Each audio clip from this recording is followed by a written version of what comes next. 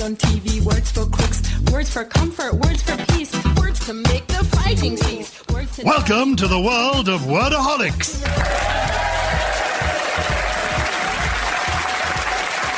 Hello, I'm Gyles Brandreth, and this is Wordaholics, recently praised by the Radio Times as, and I quote, a panel show about words. They know of what they speak, and here, speaking of what they know, are this week's panellists, Dave Gorman, Natalie Haynes, Lloyd Langford, and Susie Dent.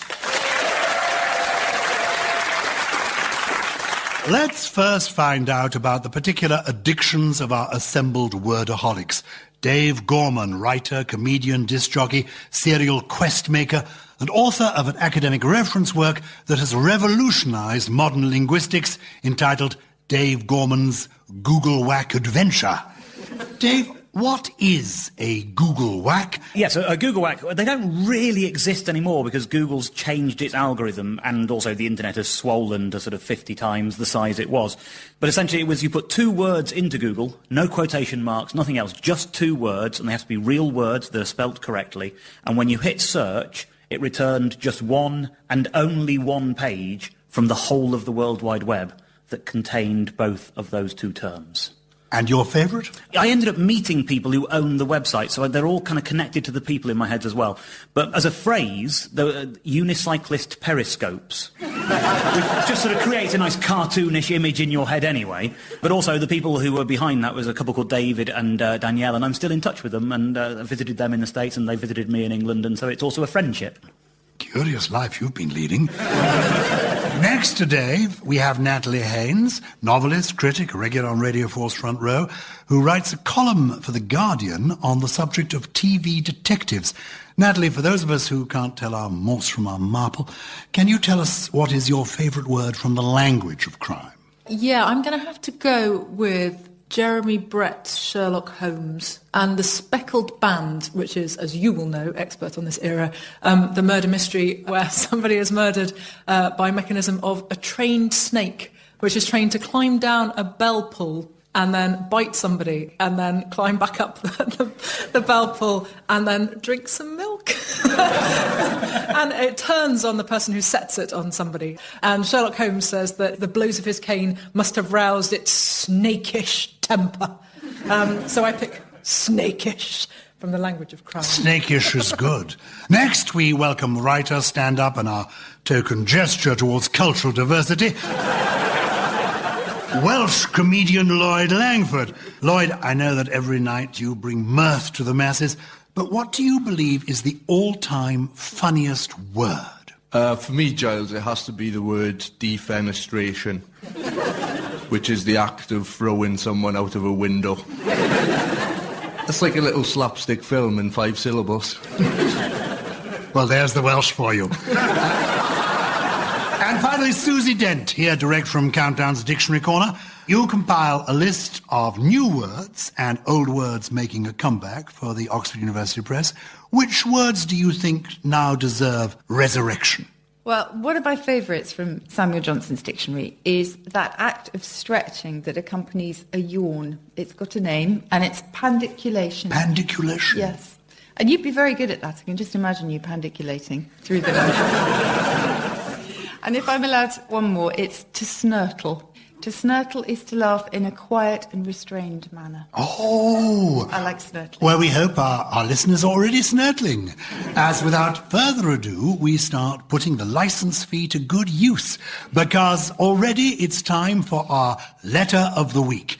And will you please welcome this week's letter, the letter T. And here comes the letter T, tripping our way down the catwalk.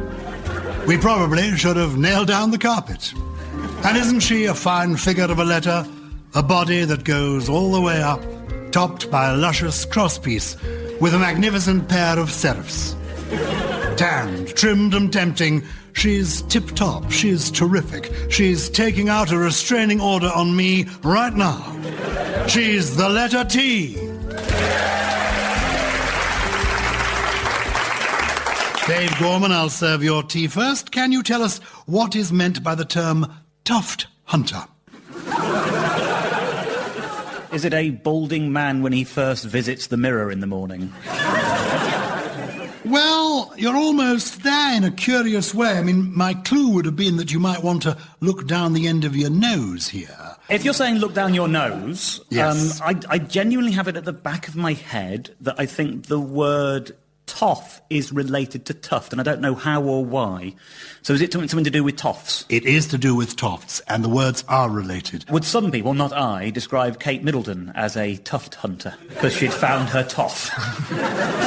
Not necessarily, but people who admire her and who sort of curry favour with her might be considered tuft hunters. So it's the people who want to hang around with the poshos? Exactly. It's a snob, it's a sycophant. I'm going to give you almost full marks for that. A tuft hunter is a snob, a sycophant, someone who wants to suck up to wealthy and important people. It comes from the mid-18th century, and it's thought to refer to the tufts or tassels worn by titled, knobbish Oxford undergraduates. I have to say myself that I would never hunt a tuft. I have staff to do that for me. Natalie Haynes, now a T for you, and it's an 18th century proverb that I'd like you to complete. What word, beginning with the letter T, is the philosopher's stone? It's a shame it's 18th century, because otherwise my answer is it's about 10 grand if you've got a first edition. Oh, that's a little Harry Potter reference. It's a Harry Potter reference, Charles. Yeah. Yeah, look at that. Look at me go. We've got to go back to 1732. That's when this proverb is first been dated. So it's about making money then, right? Because the philosopher's stone is about turning base metal into gold. So Correct. It's something which means that you have more money than you would otherwise have. You're working your way there intelligently. We're looking for a T word. Is it saving money or earning money? It's saving money. Thrift? Thrift is the word. Congratulations. This is a proverb. It dates from 1732. Thrift is the philosopher's stone, meaning that a wise person will make the most of whatever he or she has. Lloyd Langford, let's tee one up for you. What is the meaning of the term tank fight? It's when there's a queue for the urinals at a gents' toilet and one urinal becomes free and two separate men both advance towards it in a state of readiness to use the urinal. Only one man can remain victorious in a tank fight. You paint a picture with words, Lloyd. No is the answer. You also paint a picture of a world in which men approach urinals in a state of readiness. That does not happen. I'm going to raise the tone and give you a clue. Tank fight. I wouldn't bet on it. Is it a sporting event that is fixed? In a phrase, it is. A sporting event that's fixed. You get all the marks. Congratulations. A tank fight is an American term meaning a fraudulent boxing match, because one of the fighters is guaranteed to give up halfway through and hit the ground like a tank. Exactly. Susie Dent, here's a T for you, and with a Shakespearean flavour to it. What does it mean to tender a fool? Is it to try to pay for something with a gooseberry-based dessert? He says yes now. Amazing. Shakespeare. Okay. Is it to make someone look a fool, simply? No. No. If it's Shakespearean, it must have a double meaning. It does have a double meaning. To tender a fool. Lloyd said to pay with counterfeit money. Oh, what a shame that he helped you. Is it pretending to be stupid when you're not? No. Is it Hamlet? Well, it's from Hamlet. Oh, yes. All right, good. Can I get a point? You get a point from it's from Hamlet. So playing the fool then? To play Playing the fool, no. None of you are close to it, so there are going to be no points except for that bonus to Susie. To tender a fool is to give birth to a child out of wedlock. I mean, who can forget the classic episode of the Jeremy Kyle Show when Jeremy opened the all-important DNA results to reveal that Shane was correct and Leanne had indeed tendered him a fool. So, it's the end of our Letter of the Week round, and as we bid goodbye to the letter T, I see that in second place we've got Susie and Lloyd because of their disappointing Hamlet answer. But in the lead, Natalie and Dave. Well done, you two.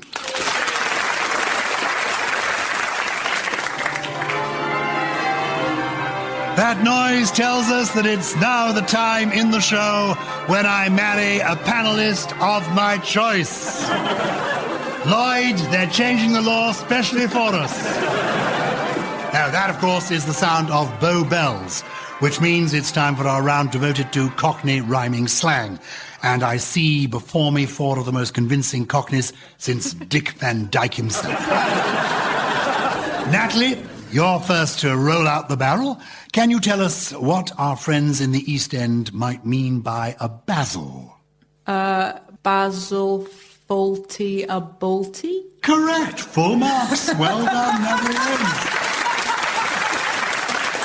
It's a Balti curry. The Balti, of course, a wonderfully exotic dish believed to have been invented in the far-flung and mysterious eastern region of Birmingham. My hometown! Yeah, fact. That's where the Balti comes from. Lloyd, we'd like you to go next. What do you think are Dudleys? There's only really 2 famous Dudleys I know. Dudley Moore and Dudley Sutton, who was Tinker out of Lovejoy.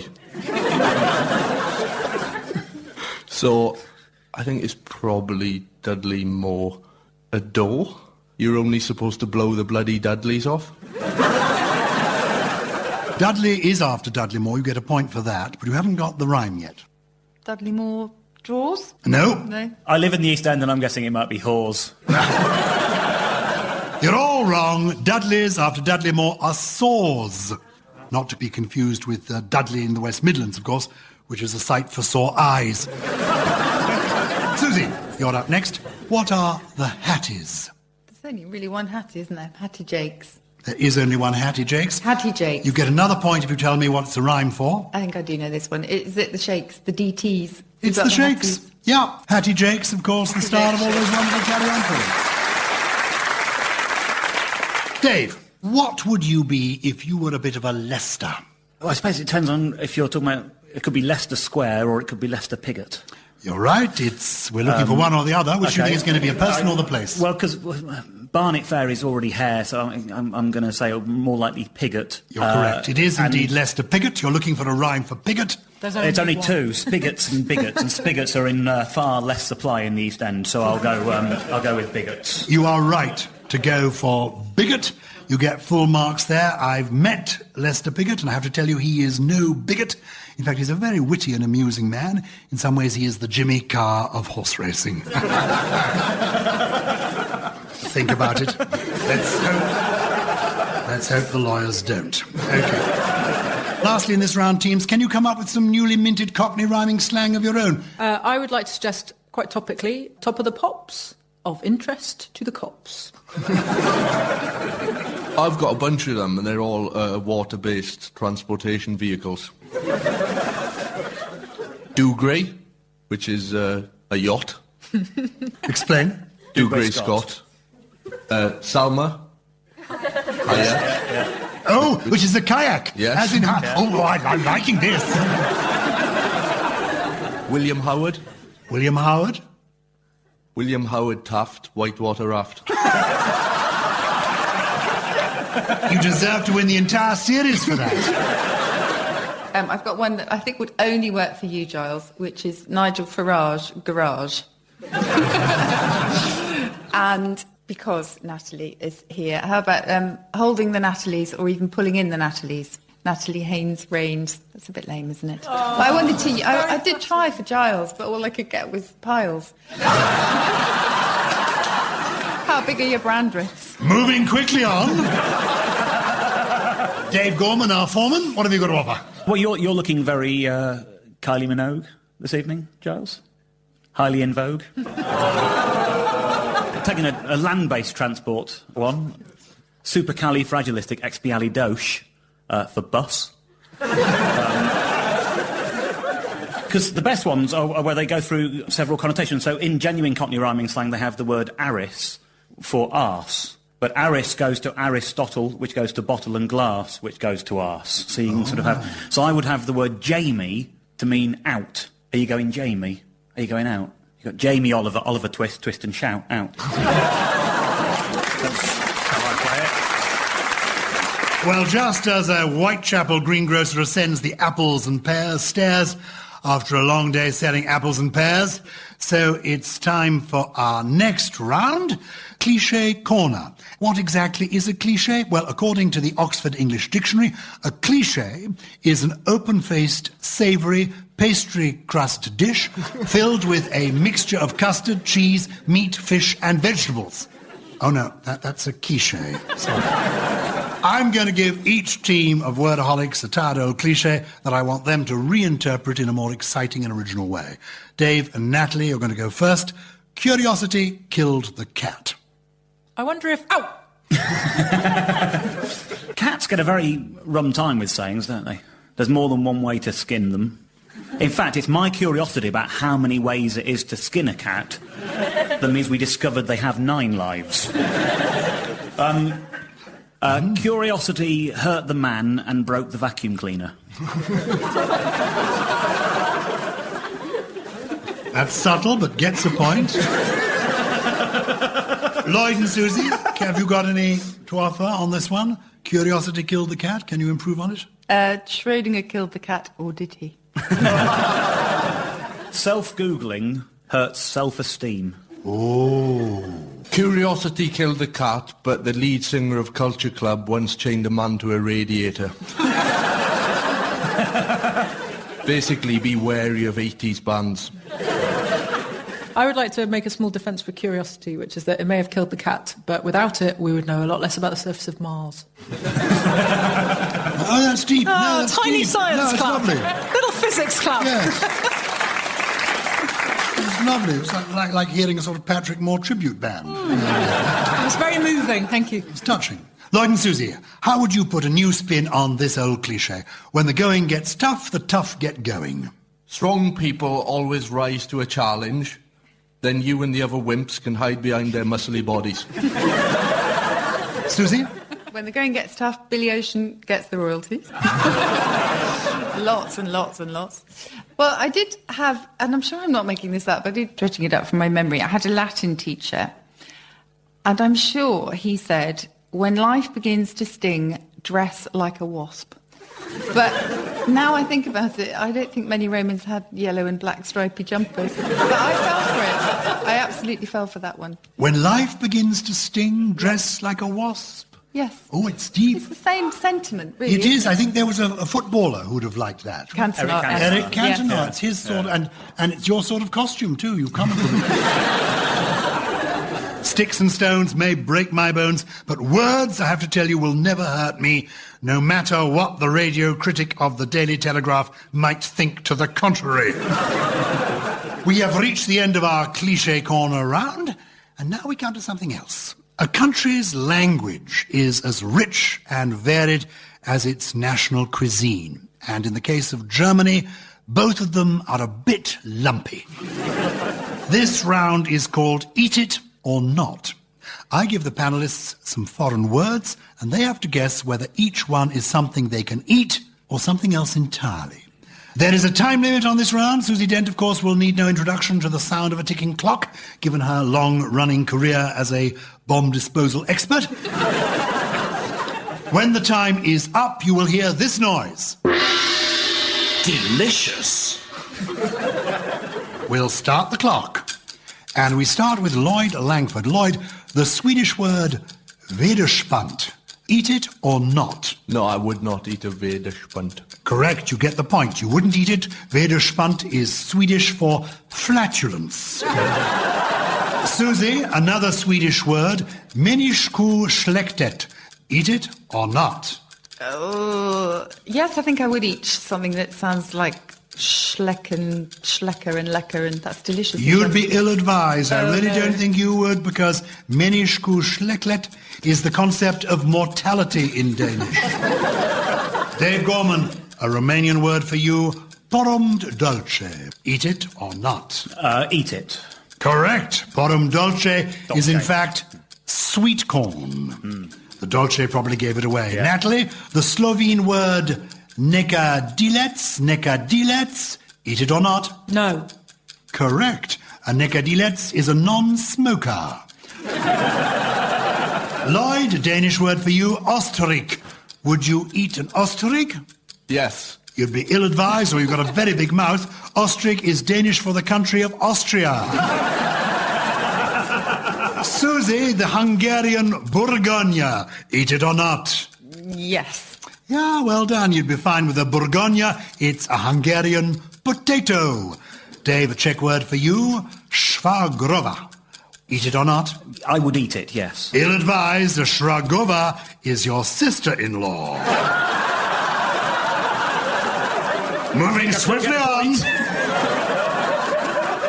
Natalie, sklad achku, eat it or not? I would not. It wouldn't be a very nutritious meal. A sklad achku is a jigsaw puzzle. You score the point. Lloyd, ravent, this is a Turkish word, ravent. Eat it or not, Lloyd? No, I would not eat a ravent. A ravent, it's rhubarb. You could eat it. Well, I don't like rhubarb. No bonuses for picky eaters. Susie Dent, voorveling. The Dutch word voorveling. Eat it or not? No. Correct. Voorveling is the Dutch word for boredom. Yeah, the tension is mounting, Susie. You get the point. Dave, the Danish word laksko. Would you eat it or not? I don't like the fact that people are already chuckling. So I'm going to say no, I wouldn't. You'd be right not to. You get the point. A laksko is in fact a patent leather shoe. Natalie, odore ibi. A Japanese word. Eat it or not? I'm going to go with no. Delicious. I don't consider that an authoritative source. But that noise reveals it is the end of the round. I can reveal to you, Natalie, that odore ebi, well, some people do eat it. It's sushi containing baby shrimp that are still alive and wriggling when you eat them. Can I point out, as a vegetarian, therefore, I was right.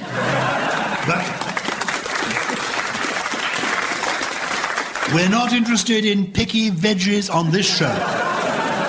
We embrace the Japanese and their cultural differences. This is an equal opportunities BBC world. We accept these people even if they do dunk the shrimps in sake to stun them, but they are still alive. And actually, I think we have got a plate of this dish here under the desk. Oh no, it has wandered off. Well, that brings us to the end of the Eat It or Not round, and we can see from the scores that just ahead we have Lloyd Langford and Susie Dent. Congratulations to you. Language is always changing. New words come along, old words die out. Who now remembers such forgotten terms as shinnicht, condiddle, and economic growth? This round is called New Words for Old. We've dug up an ancient out-of-print dictionary and taken some choice words from it. We want our panellists to tell us what they think those words mean. This week's dictionary comes from 1903, and it is Hobson Jobson, a glossary of Anglo-Indian colloquial words and phrases by Colonel Henry Yule and A.C. Burnell. Every home should have a copy, if only to prop up the piano. Susie Dent, I'd like you to go first and cast your mind back to the heyday of the British Raj as I ask you, what is a failsoof? Well, first of all, I have to confess that I have read the Anglo-Indian Hobson Jobson. And it's a very good read, and it's much better than a doorstop. And my favourite is to prepone something, which is to bring something forward. I love that. Okay, failsoof is probably someone who has failed to tell the truth, so a fraud or a trickster in some way. Congratulations. Without any help from me, you've got the answer right. A crafty schemer. Yes, exactly the man you've described. A failsoof is a rogue, as opposed to a fail-safe, which is one where the lock is broken. Well done. Full marks there to Susie Dent. Congratulations. Who says reading doesn't pay? Dave Gorman, we have a vintage piece of Anglo-Indian colloquialism for you two. What do you suppose is a bobbery? Oh, I know this one. A bobbery is a robbery that you're on first-name terms with. It's obvious, isn't it? It is. You're not quite right, but it isn't the It's not answer. that. I'll give you a couple of alternatives. It could be a spinning wheel. It could be a noisy disturbance. It's one of those two. If it was the wheel, it would just be a bobber or something, so I think it's more like hubbub and noise. It is indeed. A bobbery is a noisy disturbance. If the noisy disturbance is caused by Boy Scouts, of course, then it would be a bobbery jobbery. Natalie, what do you think this might mean? Oopla. O-O-P-L-A-H. Is it a fairground game as described by Dick Van Dyke in Mary Poppins? You're quite right. He did sound, as a chimney sweep, a little bit like an Anglo-Indian crossing sweeper. But let me give you some options. Do you think it might be A, cakes made of dung, B, a spice similar to turmeric, or C, a predictable road accident, an oopla? A predictable road accident sounds a bit depressing, doesn't it? Like everyone's just standing around going, yeah, you better call 999. A spice made of turmeric? That sounds nice. You don't get the point. It's A, oopla are cakes made out of dung, dried and then used as fuel.